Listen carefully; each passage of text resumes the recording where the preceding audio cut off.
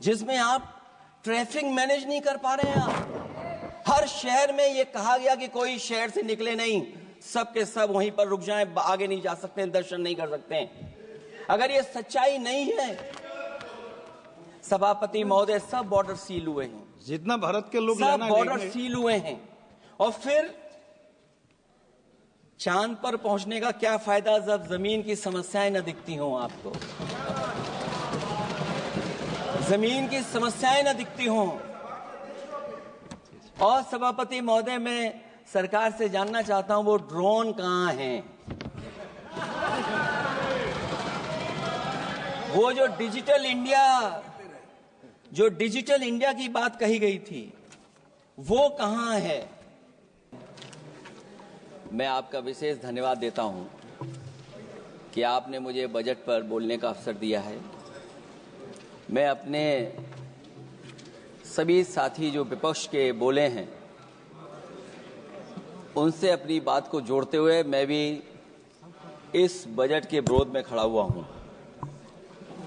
अध्यक्ष महोदय, ये बजट टारगेटेड बजट है, ये बजट फोकस्ड है, ये टारगेटेड फोकस्ड उन लोगों के लिए है जो बहुत संपन्न हैं, बड़े लोग हैं, उद्योगपति हैं, उनके लिए ये बजट बना हुआ है। और जो बात कही जा रही है कि भारत को विकसित राष्ट्र बनाने के लिए, मुझे इसमें कोई रोड मैप नहीं दिखाई देता है। और रोड मैप इसलिए नहीं दिखाई देता अध्यक्ष महोदय कि जैसे ही बजट आया, सभापति महोदय, जैसे ही बजट आया, हम लोगों ने वो तस्वीरें देखी हैं। वो जो तस्वीरों में दिख रहा है, इधर हाथों में हथकड़ी और पैरों में बेड़ियां, क्या सभापति महोदय 10 बजट इस देश के लिए इसलिए बनाए गए थे कि जब 11वां बजट आएगा तो पूरा देश और पूरी दुनिया ये देखेगी कि भारत के लोग हथकड़ी लगा करके और बेड़ियों को लगा करके भारत लौटाए गए। सभापति महोदय, मैं आपके माध्यम से ये बात कहना चाहता हूं कि अमेरिका जा रहे हैं तो पिछली बार हीरा लेकर के गए थे, इस बार सोने की जंजीर ले जाइएगा।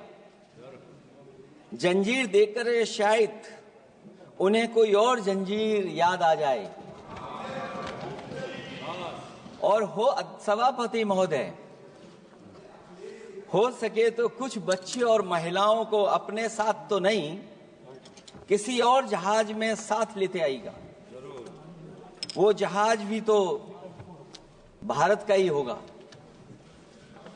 इतना हक तो उनका बनता ही है कि कम से कम दूसरों की ठगी से शिकार कुछ लोग तो बाइज्जत देश लौट सकें। वैसे सवाल ये भी है कि आपके रहते ऐसी ठगी कैसे फल फूल रही है। और सभापति महोदय,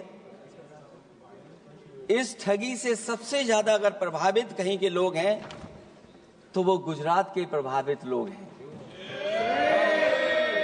क्या यही सभापति हमारे विकसित भारत की तस्वीर है? यादव जी, आप सीनियर मेंबर हैं।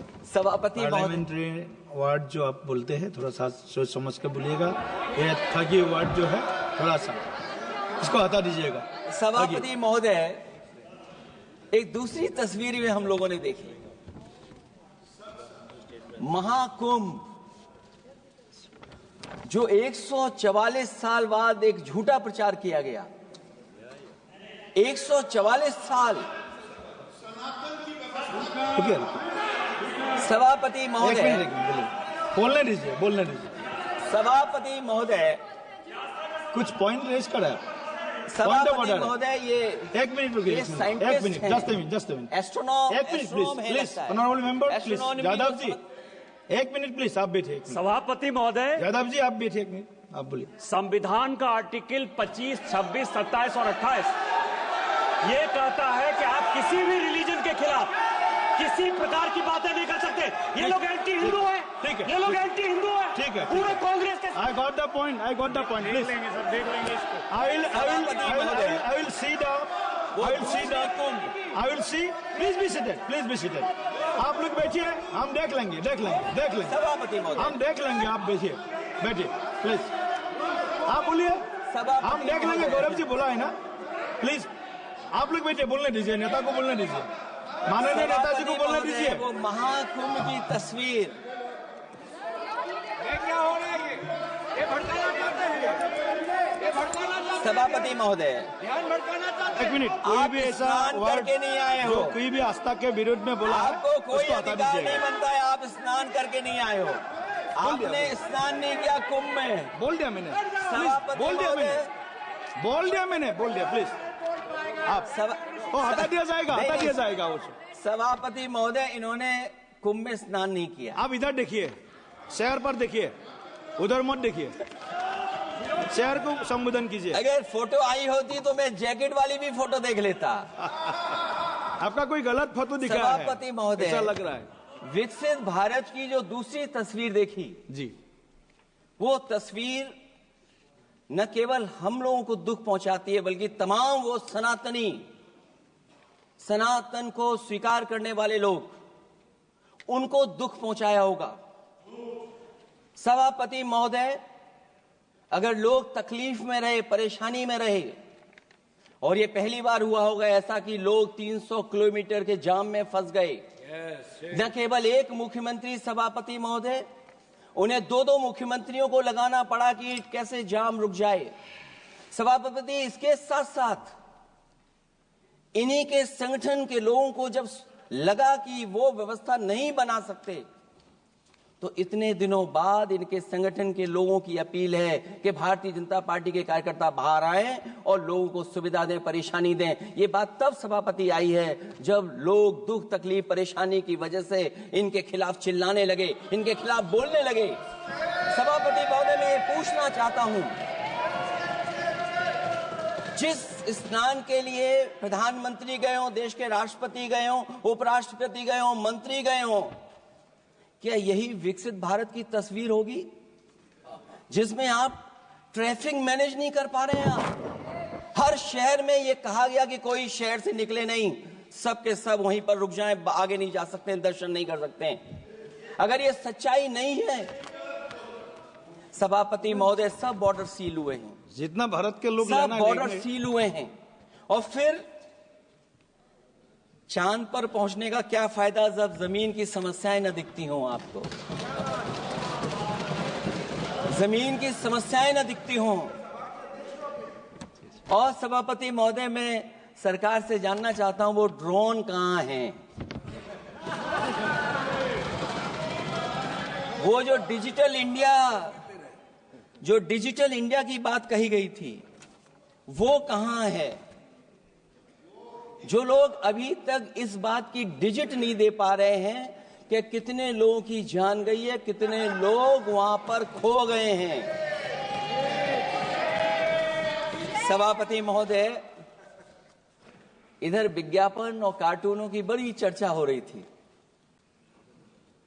मुझे याद है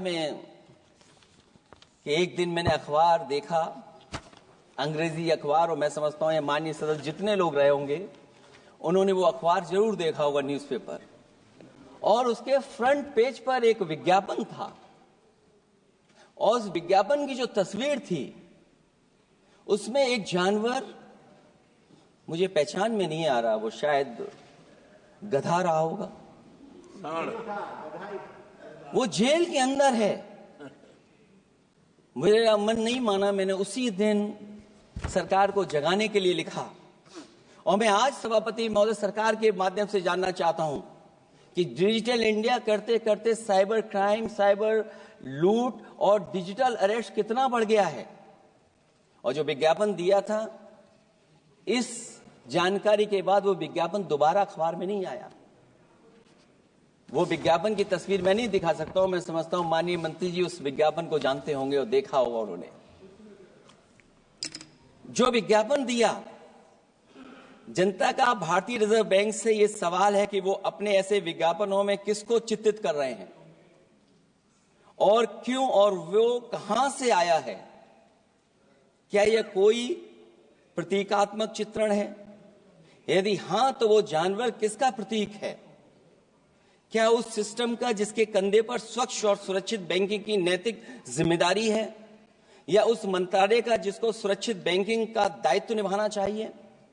अगर ये चित्रण जनता को दिखाना चाह रहा है कि ये बहुत ही अनैतिक भी है, जनता इसके लिए मानहानि का दावा भी कर सकती है।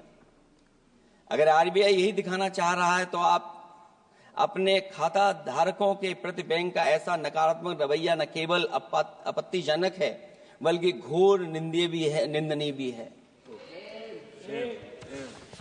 आरबीआई ऐसे विज्ञापनों से नहीं, बल्कि अपने सिस्टम को चुस्त दुरुस्त करके वह जनता में बैंकिंग साक्षरता और बैंकिंग सजगता जागरूकता अभियान चलाकर जनता को सचेत और सावधान करें।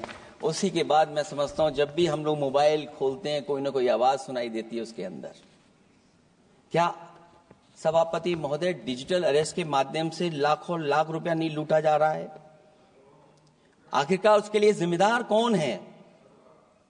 कौन जिम्मेदार है उसके लिए? जो बजट दिया है, जो बजट में बातें निकल करके आ रही हैं, बजट में पीडीए के उत्थान के लिए कुछ भी नहीं है सभापति महोदय। और जो लोग अपनी जीडीपी की न जाने कितनी कहानियां बताते थे, आज वो जीडीपी रेट क्यों कम होता चला जा रहा है?